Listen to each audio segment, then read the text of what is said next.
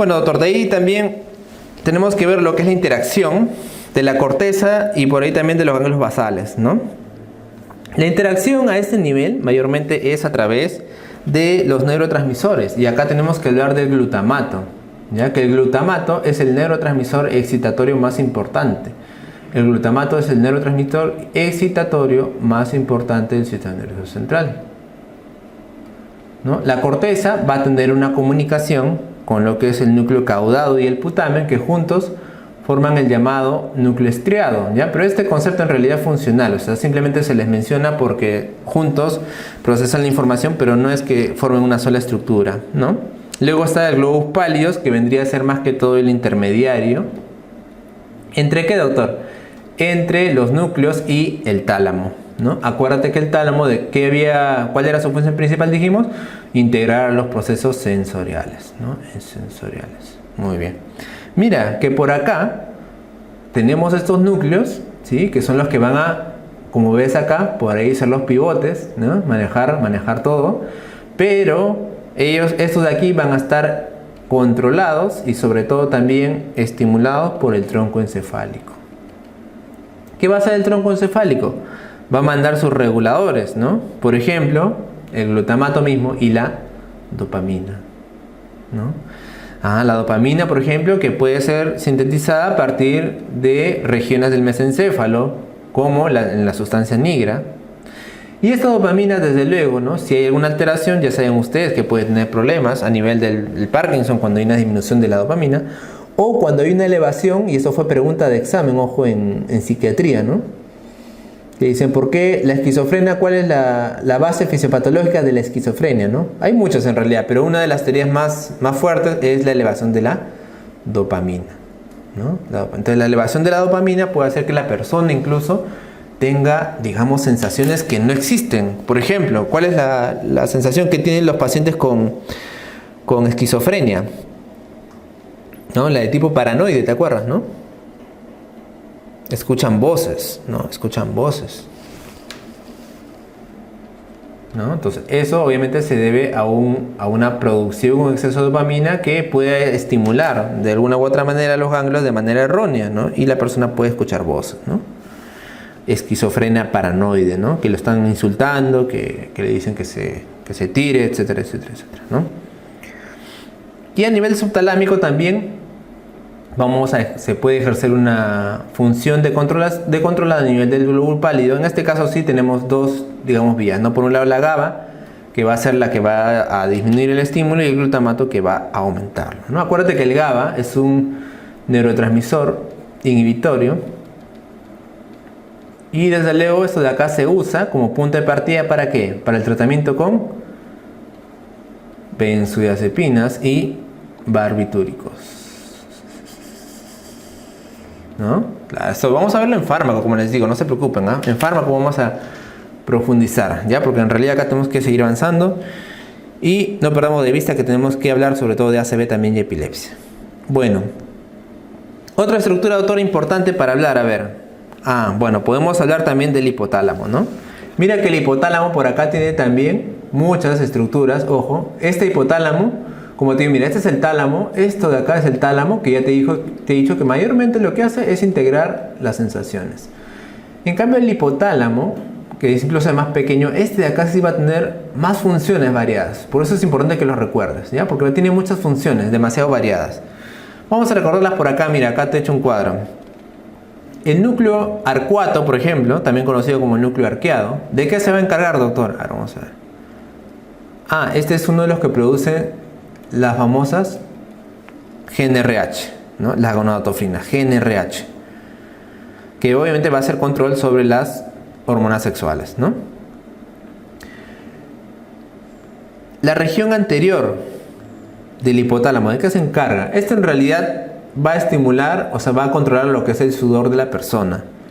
Por lo tanto, si la región anterior, imagínate que se daña, tiene ahí algún tipo de daño, por ACV, por algún tipo de tumor, etc., la persona va a tener una hipertermia.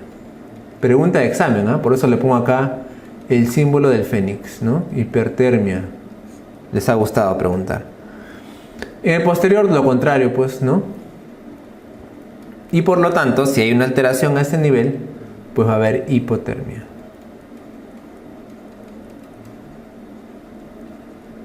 Los cuerpos mamilares tienen una función también, digamos, pivote de lo que es la memoria. El paraventricular, doctor, este produce la oxitocina,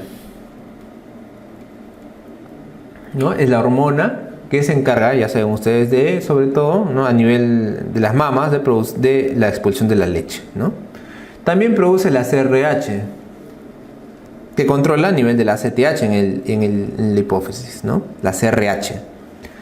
El núcleo preóptico tiene funciones parasimpáticas. Y el núcleo supraóptico, este de aquí, es el que produce la hormona antidiurética, o llamada también vasopresina. Ojo, vasopresina, ¿ya? Supraóptico, por ahí me gustaría que recuerdes esto por lo menos, ¿ah? Supraóptico, ADH, vasopresina, paraventricular, oxitocina, sobre todo, ¿ya?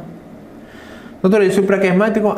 Ese también lo han preguntado. Mira que han hecho varias preguntas. Aquí. El supraquiasmático tiene que ver con el ritmo circadiano. Claro, ¿no? Es el ritmo en el cual tu cuerpo en general tiene los ciclos de sueño y vigilia, ¿no? O sea, tú no puedes dormirte, por ejemplo, 72 horas seguidas, ¿no? O sea, no solo por hambre, sino porque también tu cuerpo tiene justamente a través del hipotálamo ese control del ritmo, ¿no? Dice, ritmo circadiano. Y por eso que cuando tú viajas a otro país, hay ese problema, ¿no? El jet lag, ¿no? Hasta acostumbrar a tu ritmo circadiano nuevamente al ritmo, ¿no?, de sueño y vigilia. Y el ventromedial mayormente tiene que ver con la saciedad, ¿no? El hambre y la saciedad. Por eso te digo, mira, en realidad el hipotálamo tiene muchas funciones importantes, ¿no? Que muchas de ellas son vitales y me ayudan en la relación de el cuerpo con el medio externo mayormente, ¿no? A nivel del núcleo arcuato también, entonces, se relaciona el núcleo arqueo, mira, se relaciona con lo que es el infundíbulo, ¿no? Entonces, por eso tiene que ver también con lo que es la pituitaria, que es la estructura de acá, que es la hipófisis, ¿no? Es la hipófisis o la pituitaria, mi hipófisis o pituitaria. Doctor, ¿y cuando hablamos de un hipopituitarismo? Cuando hay una pérdida de las funciones de estas hormonas. Y estas hormonas obviamente pueden llevar a una pérdida por la producción, algún tipo de infarto, o también puede ser por algún tipo de panhipopituitarismo. Cuando hablamos de panhipopituitarismo estamos hablando de que todas las hormonas bajan su producción, ¿no? Y todas esas funciones obviamente ustedes ya las conocen o por ahí van a investigarlas mayormente en endocrino o en nefro, ¿no? Mira que les he presentado acá un corte especial para poder ver también el cerebro de manera interna, ¿sí? Doctor, hemos visto que ese es el hemisferio izquierdo, ¿no? Ese es el hemisferio derecho, ¿no? Este corte es el que me va a servir para lo que es tomografía, ¿no? Esto es lo que me sirve para lo que es la tomografía, ¿no? Y mira que acá vemos lo que es el cuerpo calloso, ¿no? En realidad acá hay un corte, sí, pero en realidad eso debería verse algo así, ¿no? O sea, debería ser más unido. El cuerpo calloso lo que va a hacer es unir a lo que es el hemisferio izquierdo con el derecho, ¿no? Hemisferio izquierdo con el derecho. Estamos viendo una persona que está echada, ¿no? Ahora, esta región de acá, mira cómo se ve el tálamo, ¿no? Que te dije que el tálamo era bien grande, ¿no? Todo esto de acá es el tálamo, que es esto, ¿no? Este es un corte sagital. Este es un corte axial. Por acá vemos la cola de lo que es el núcleo caudado que empieza acá. Mira que el núcleo caudado empieza acá y la cola termina aquí. El núcleo lentiforme está integrado por el putamen. Ojo, que el putamen es muy importante, ahora lo vamos a ver, porque el putamen es una estructura bastante afectada en las hemorragias cerebrales, ¿no? Las hemorragias cerebrales. Y luego acá vemos unos globos que son menos coloridos, por eso se le llama globos pálidos, ¿no? Globos pálidos. Doctor, ¿qué funciones cumplen estos núcleos? Mayormente se encargan de la rigidez, ¿no? Rigidez del cuerpo. Cuando hay una lesión del tono, cuando hay una lesión de los núcleos, ocurre una rigidez. Doctor, ¿y qué pasa cuando se lesiona la corteza? Yo también sé que hay problema muscular. Acá mayormente lo que sucede es la espasticidad. ¿Qué? ¿Y no es lo mismo espasticidad que rigidez? No, porque en el caso de la rigidez, ¿no? Rigidez es cuando, por ejemplo, el músculo está así, bastante hipertónico, y tú tratas de moverlo y ¿qué pasa? Lo muevo, imagínate el brazo, lo muevo y se queda acá, ¿no? Muy bien, como una rueda dentada, ¿no? Lo muevo otra vez, lo abro y se queda aquí. En cambio en la espasticidad no, en la espasticidad igualmente el músculo está contraído, duro, tú lo abres, imagínate, el brazo, y luego vuelve a la posición, ¿no? Esa es la espasticidad. Abro, vuelve a la posición. Rigidez no, rigidez, el músculo queda como una rueda dentada, ¿no? Tú lo abres, avanzas, se queda ahí. Esa es la diferencia, ¿no? Entonces, es una manera de poder diferenciar semiológicamente algún tipo de afectación, por si acaso, ¿no? ¿Cómo se llama esta estructura? Ah, este es el famoso polígono de Willis. ¿Y por qué me sirve conocer el polígono de Willis? Porque el polígono de Willis es el que va a darle irrigación a lo que es el cerebro, ¿no? Que nos va a interesar bastante en la región vascular. Mira, te voy a dar unas pepas por acá, ¿vea? Para que las recuerdes. ¿De dónde viene la irrigación del cerebro, doctor? De la arteria carótida interna. Claro, la arteria carótida interna viene del corazón, acuérdate, ¿no? ¿Sí? O sea, de ahí viene la arteria carótida, que es la que va a penetrar a nivel del cráneo, y luego ahí va la arteria carótida a salir toda la irrigación del polígono de Willis mayormente. Mira que por acá se va a originar la llamada arteria cerebral anterior. Mira. Ah, toda esta de acá es la arteria cerebral anterior, sí. ¿Cómo se llama esta arteria, doctor, que une a la arteria cerebral anterior, izquierda y derecha? Comunicante anterior. Mira por acá, sale la arteria cerebral media también directamente. Esta arteria cerebral media es una de las más importantes porque va a irrigar toda la zona casi del hemisferio, ¿no? Sobre todo frontal y parietal. Y por acá, sí, es cierto, está lo que es la arteria que se origina en realidad de la arteria basilar. La arteria basilar. Esta arteria basilar, mira, que es la que va más abajo, la arteria basilar, más abajo, va a dar lo que es la arteria vertebral. O sea, es una arteria que va a acompañar a la médula espinal, ¿no? Entonces, más abajo va a dar lugar a la médula espinal. Pero antes de hacer eso, por arriba va a dar origen a la arteria cerebral posterior. Mira, izquierda y derecha, arteria cerebral posterior. ¿Y cómo se llama, doctor, esta arteria que comunica a la arteria cerebral media? Cuidado, ¿eh? A la arteria cerebral media y a la arteria cerebral posterior. Esa es la llamada comunicante posterior. Ah, ya. Doctor, y mira, esta arteria pequeñita, ¿qué es esto? Esa es la arteria oftálmica. ¿Y por qué es importante? Mira, porque la arteria oftálmica, si te das cuenta, sale antes que la arteria misma cerebral media y la arteria cerebral anterior, ¿no? Por eso es que cuando una persona tiene algún tipo de problema a nivel de la arteria carótida, a nivel... ¿Dónde está la carótida? La hemos perdido, chicos. A ver, vamos. ¿Dónde está la carótida? Esta, ¿no? Esta es la arteria carótida, ¿sí? Entonces, cuando la arteria carótida, ¿no?, que viene, como te digo, por el cuello, ¿no?, la arteria carótida interna, o sea, hay algún tipo de lesión a este nivel, hay algún tipo de ateroma, va a causar entonces, como una de sus manifestaciones importantes, amaurosis fugax.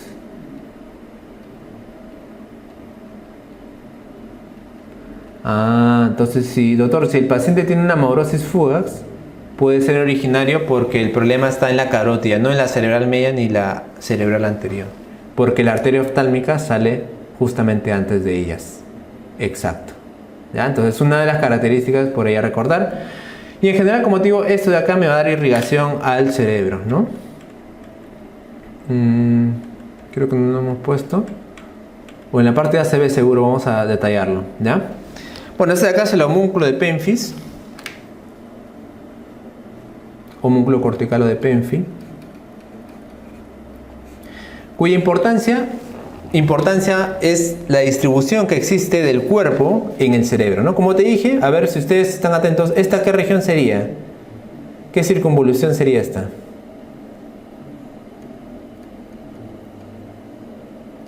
Sería el área motora primaria, ¿no? Claro. Doctor, ¿y por qué no es la sensitiva primaria? Ah, por el dibujo, mira, el dibujo cuando tú ves así, cuando ves así una boca abierta es muscular y cuando ves labios es sensitivo, pues, ¿no? el otro es así, ¿no? Así lo dibujan, ¿no? Sensitivo labio, ahí, sensitivo el labio, y cuando ven ustedes que la boca está abierta, obviamente estamos hablando de motor, ¿no?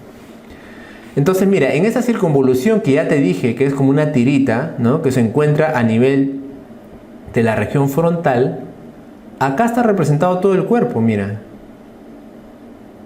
O sea, si hay una lesión, mira, a ese nivel, que es la parte más interna, acá vamos a tener lesión de lo que es el control muscular del pie y de la pierna y del muslo, ¿no? Mira que el espacio en realidad sí es pequeño, ¿no? Mira qué tal espaciacio tiene el miembro superior. Obviamente porque los movimientos de la mano son los movimientos más finos, ¿no? De rotación, de abducción, de aducción, de vibración, etcétera, ¿no? Mira el espacio que tiene la mano y los dedos, ¿no? Y el brazo va por acá. Y luego de acá, esta zona más baja tiene que ver con los movimientos de la boca y de los maxilares, ¿no? Cejas, pestañas acá. Y más abajito ya está la lengua y lo que es la deglución. Entonces, mira que los movimientos del cuerpo, o sea, todo el cuerpo está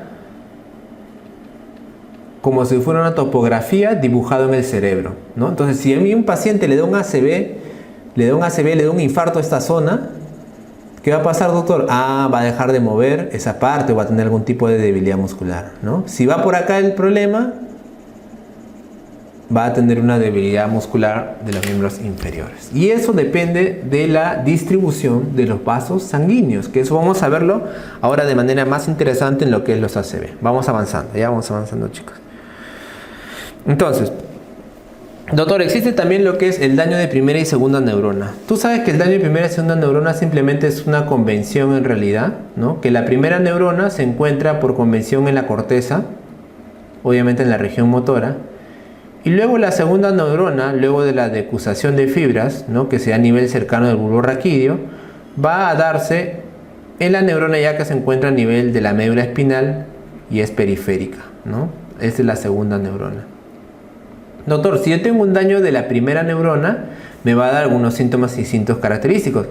Y si el daño no es en el cerebro, sino es a nivel de los nervios periféricos, en la médula, vamos a tener otras características que son muy opuestas. Y eso es lo que tenemos que recordarnos, porque viene bastante en los exámenes. Acá está el Fénix, ¿ya?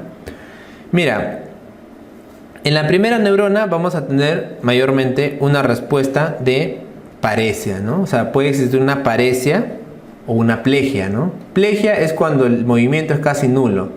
Plegia es cuando no hay movimiento. Y paresia es cuando hay una disminución del movimiento, la fuerza, ¿no? Yo le digo, a ver, levanta tu rodilla. El paciente puede levantar un poquito, pero no como antes. Eso es una paresia, ¿no? Cuando yo le digo, a ver, levanta y nada, es una plegia, ¿ya? Entonces, en ambos casos hay paresia o plegia, sí.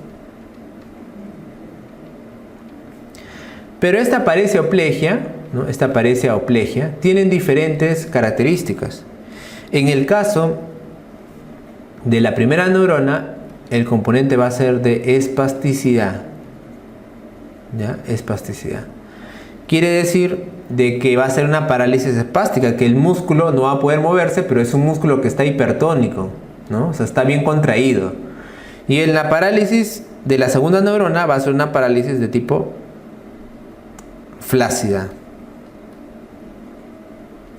Flácida. O sea, va a estar más bien el miembro totalmente sin tono y va a estar, como decirlo, chorreado, ¿no?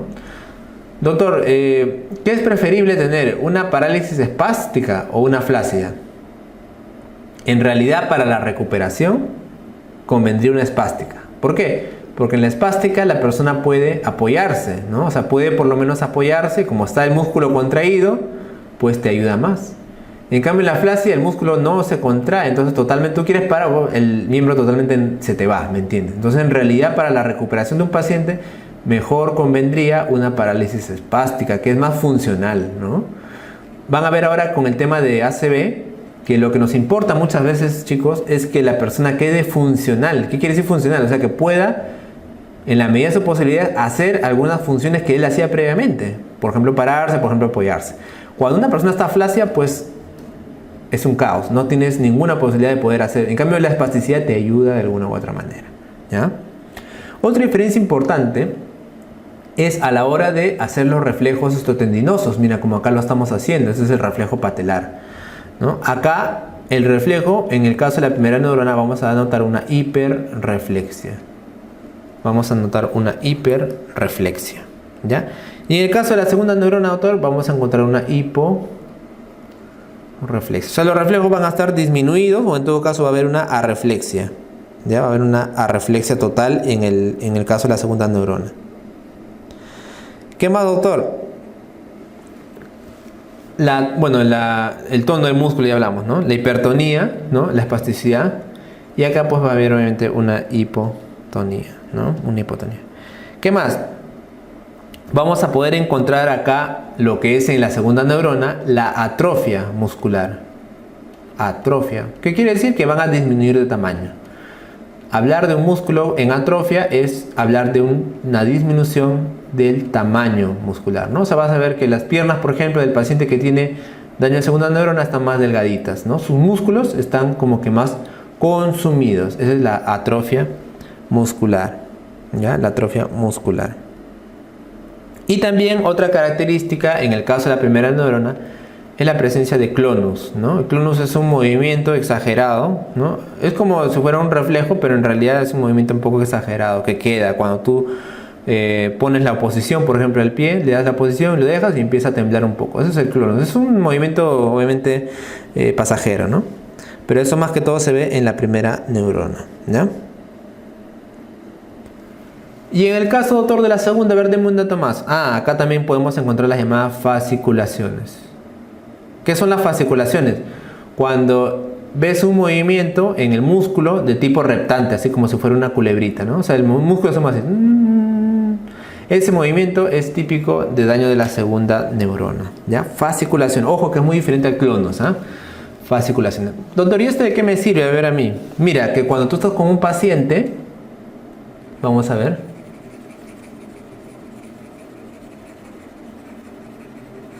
¿Qué pasa si, mira, te llega la emergencia un paciente, tú lo examinas y a ver, vamos a ver. A ver, señor, mueva las piernas. No puedo, doctor. A ver.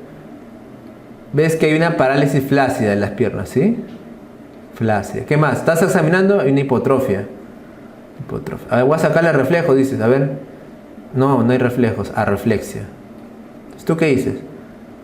Este es un daño de segunda neurona, ¿no? ¿Qué hago entonces? ¿Qué le pido a este paciente? ¿Me valdría pedirle un ataque cerebral?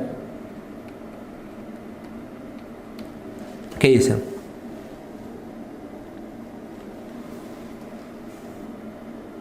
No, doctor. ¿Por qué? Porque es un daño de segunda neurona. ¿Y qué haría con este paciente? Le pediré una electromiografía, como han dicho hoy, muy bien. Para ver daño de segunda neurona. Ya.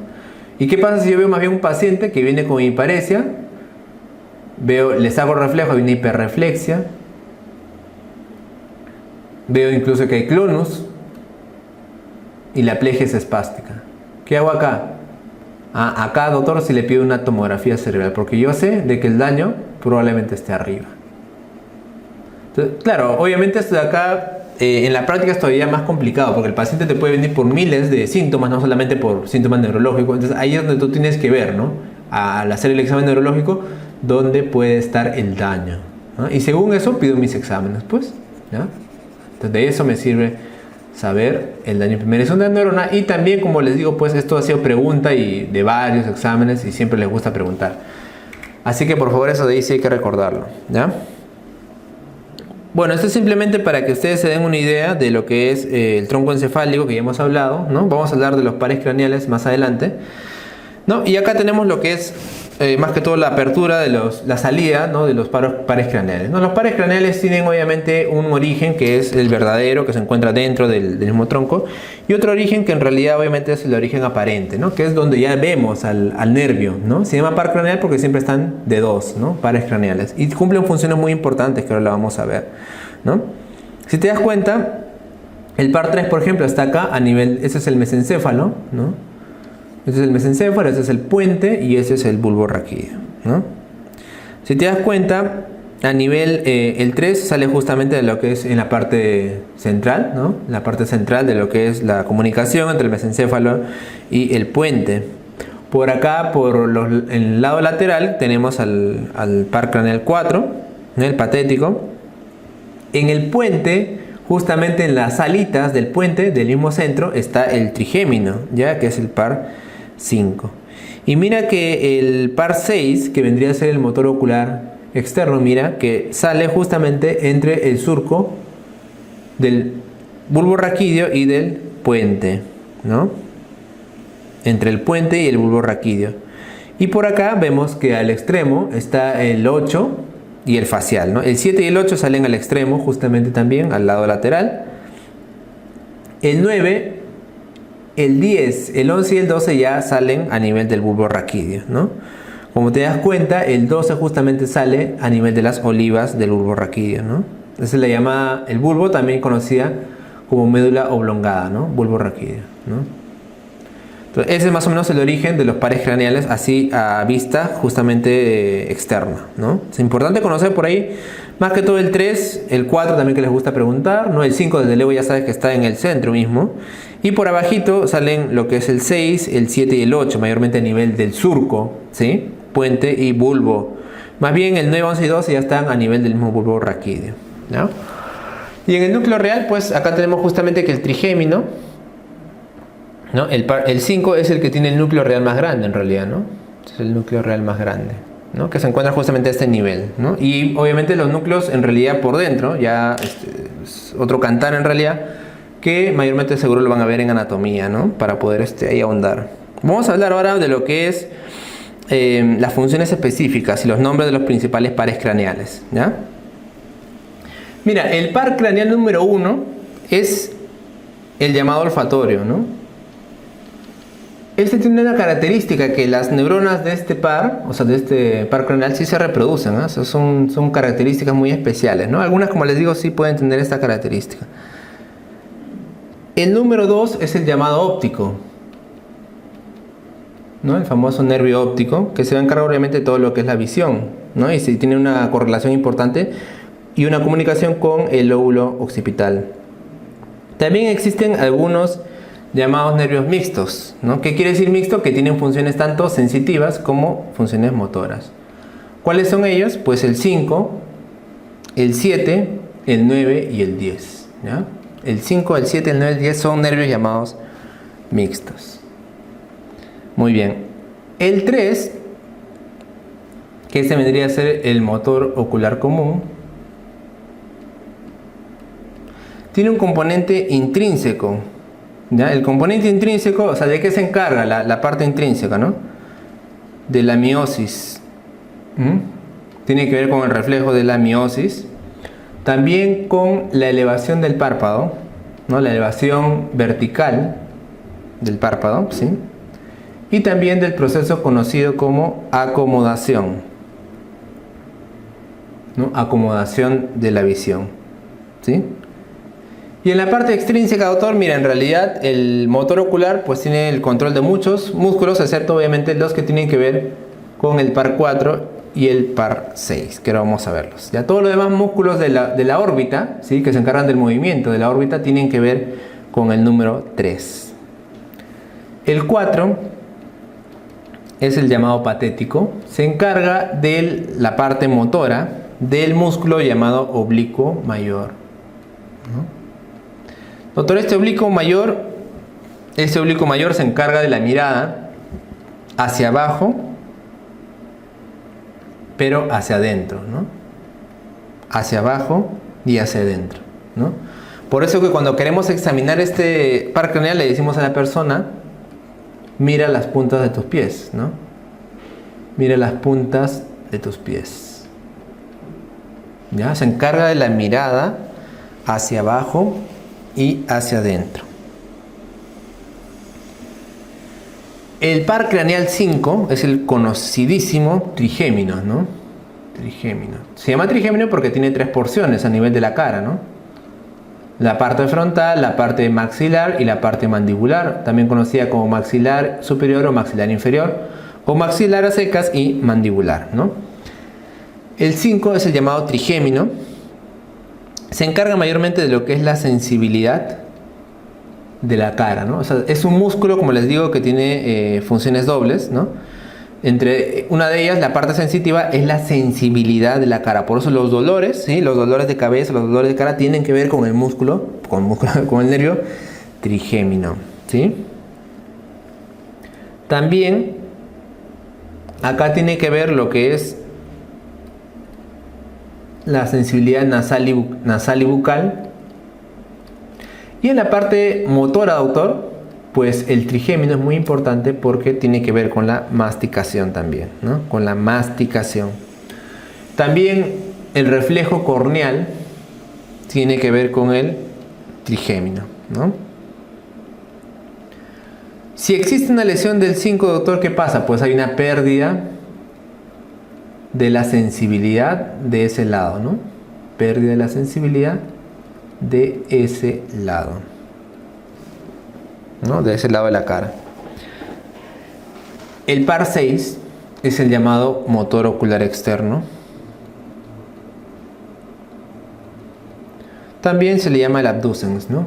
Obviamente su función, a ver, perdón chicos, estoy tratando de hacer lo mejor posible en la letra. Vamos a ver. Que si me tiro escribiendo bien bonito nos vamos a tirar el doble tiempo. Motor ocular externo. ¿Ya? Ese es el abducens, cuya función obviamente va a ser la abducción, ¿no? Entonces controla el músculo conocido como recto externo, ¿no? Obviamente la mirada hacia afuera, ¿no? La mirada es un par que se encarga mayormente de la parte motora, ¿no? Doctor, en cambio el 7 sí, el 7 que es el facial sí es un mixto, efectivamente. En el caso del 7 tiene una parte motora, ¿sí? Que mayormente es la región orbicular, ¿no? Ya sabes que el 7, el facial, tiene lo que es la parte orbicular, ¿no? Y de la expresión, ¿no? Los músculos de la cara, ¿no? Mayormente es de la expresión, ¿no? No tanto de la masticación, sino de la expresión. Y a nivel sensitivo, pues el 7 tiene que ver,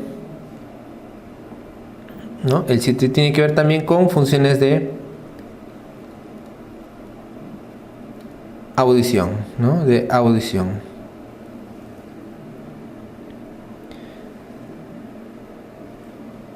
Si hay una lesión en el nervio facial, pues obviamente tiene que ver, si hay una lesión a nivel facial, el paciente va a tener una parálisis, ¿no? Parálisis facial. Que en el caso del trastorno en el 7, pues va a ser una parálisis facial que le decimos completa, ¿no?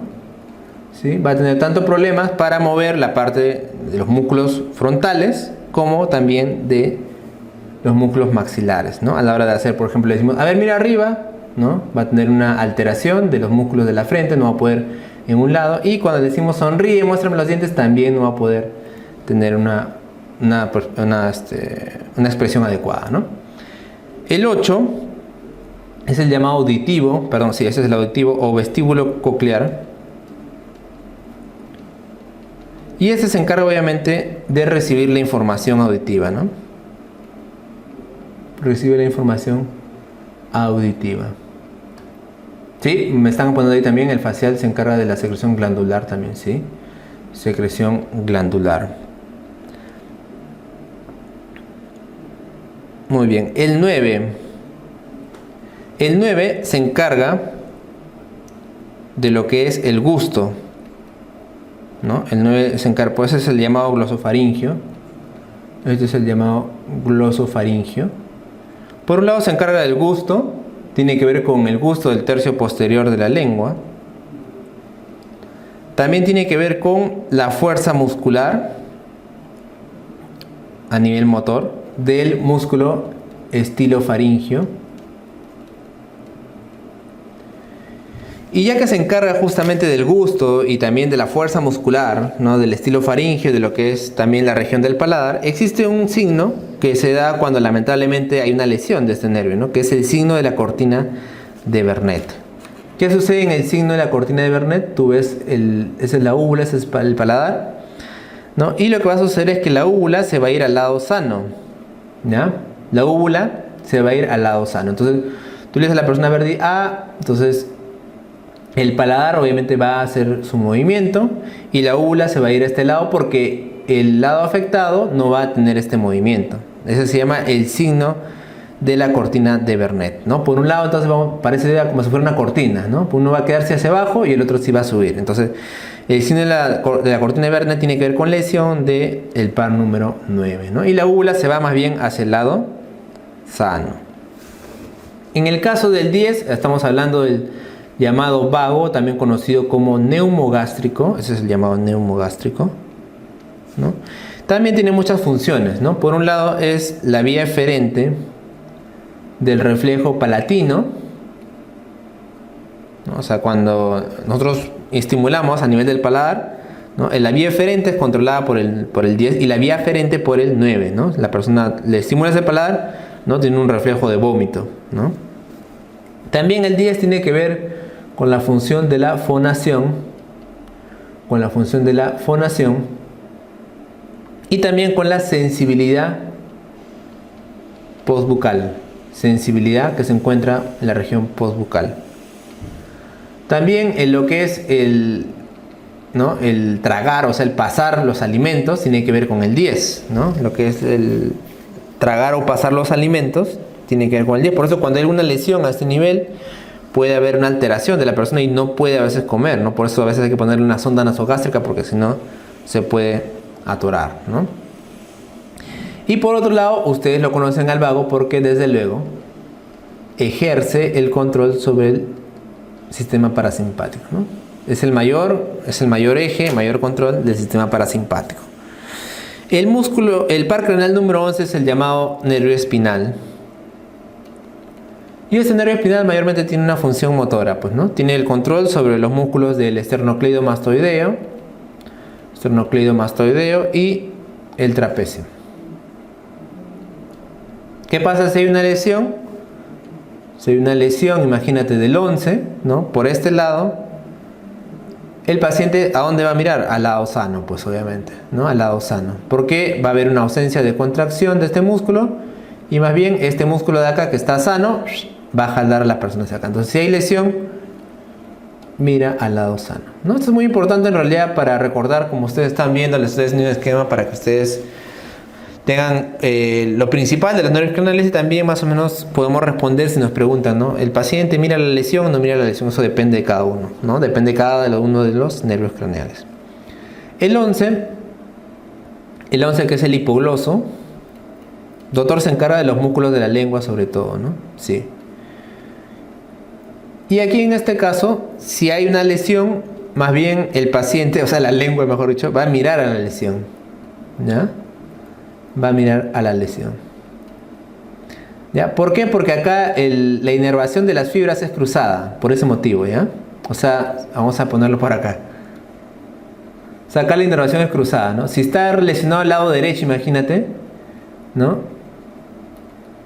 El que va a sufrir es el izquierdo. Por lo tanto, la contracción adecuada va a ser hacia el lado derecho. Entonces tú le dices, a ver, saca la lengua. El paciente saca para acá. Entonces, la lesión, ¿hacia dónde mira? O sea, ¿hacia dónde mira la lengua? Hacia el lado afectado, ¿ya? Hacia el lado de la lesión. Ese es el par número 12. Muy bien. Vamos a ir avanzando, chicos, vamos avanzando. La semiología medular, bueno, la médula espinal, las partes de la médula, ¿no? La columna cervical, la columna torácica, ¿no? Esta es la región L1 y L2, que es obviamente donde empieza a acabar lo que es el cono medular, ¿no? Por eso que cuando nosotros vamos a hacer una punción, el lugar indicado es a nivel de L3, ¿no? Entre L3 y L4, ¿no? Para hacer una punción lumbar, porque a ese nivel ya se acaba lo que es el cono medular y luego ya solamente está, pues, ¿no? La caudequina. Ya en el caso del lumbar tenemos 5 pares de nervios, ¿no? En el caso del torácico son 12 y en el caso cervical son 8, ¿no? En el sacro a nivel tenemos 5 pares y un nervio, el llamado nervio coccigio. ¿Dónde se encuentran los nervios? Entonces también para que ustedes conozcan, ¿no? El nervio C1 se encuentra por encima de la primera vértebra, ¿ya? O sea, por encima de la primera vértebra, que es el atlas, está el C1. El C8, por ejemplo, ¿no? Sale entre C7 y T1, ¿ya? Por lo tanto, los nervios restantes salen siempre debajo de la vértebra, ¿no? Por ejemplo, sea, los que están hacia abajo ya del T1 siempre salen por debajo de la vértebra, ¿no? Por ejemplo, si estamos hablando de una hernia L4 y L5, pues estamos hablando de una afectación, ¿no? Estamos hablando de una afectación del nervio L5, ¿ya? Entonces siempre es por debajo de la vértebra, ¿ya? El nervio es por debajo de la vértebra, L5. ¿Qué es un dermatoma, doctor? Dermatoma es una región de la piel inervado por un nervio, ¿no? Es la región de la piel inervado por un nervio, ¿no? ¿Cuál es el dermatoma de T1? Toda esa región de la piel, ese es el dermatoma. Y el miotoma, pues, es una región ya no de la piel, sino del músculo, ¿no? Inervado por un nervio. Ya es la región del músculo inervado por un nervio. Doctor, ¿qué pasa? Vamos a dar algunos datos, ¿no? Datos bien prácticos. Encima de ese 5 hay una lesión. Paciente que tiene un accidente y se fractura, tiene una lesión encima de ese 5. Este paciente seguro va a sufrir de una tetraplegia, que puede llegar incluso a comprometer la parte respiratoria, ¿no? Con una insuficiencia respiratoria. Si la lesión en cambio es por debajo de T1, de la vértebra T1, este paciente va a tener una paraplegia, ¿ya? Entonces ya por debajo de T1 es, digamos, seguro como para que el paciente no tenga afectación de los miembros superiores. Va a tener una parálisis de los miembros inferiores, una paraplegia, ¿ya? Debajo de T1, el paciente tiene paraplegia. Encima de ese 5, el paciente puede tener cuadriparesia, cuadriplegia o tetraplegia. Algunos dermatomas importantes, o sea, ¿en qué región está, por ejemplo, el dermatoma del T4, ¿no? Ese es el cuerpo humano, como te decía, este es el cuerpito humano. Y cuando hay lesión de alguna vértebra, de algún nervio, perdón, hay una región en la piel, ¿no? Que está afectada. Por ejemplo, T4, imagínate. Toda esta región es la inervada por el nervio T4. Entonces, el T4 a nivel de qué estructura está? A nivel de las tetillas, ¿ya? T4. T10, ya sabes, es una región clásica, por ahí han preguntado. Ombligo.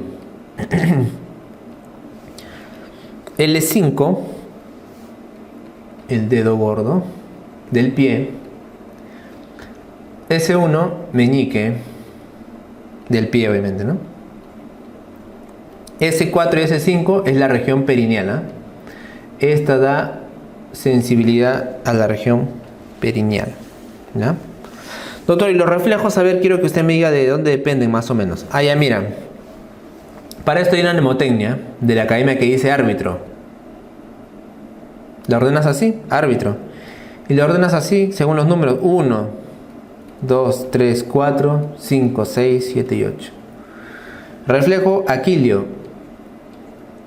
S1. Sacro 1. Nervio S1. Reflejo patelar, ¿no? O sea, el reflejo patelar es el reflejo de la rótula, ¿no? De la rodilla. Reflejo patelar es el reflejo de la rótula o la rodilla. ¿Qué número, doctor? L2, L3, L4. ¿Ya? L2, L3, L4. Bicipital, el reflejo bicipital que lo saco en el bíceps, ¿no? Sí. Bicipital. C5 y C6. Allá. Tricipital. C7 y C8.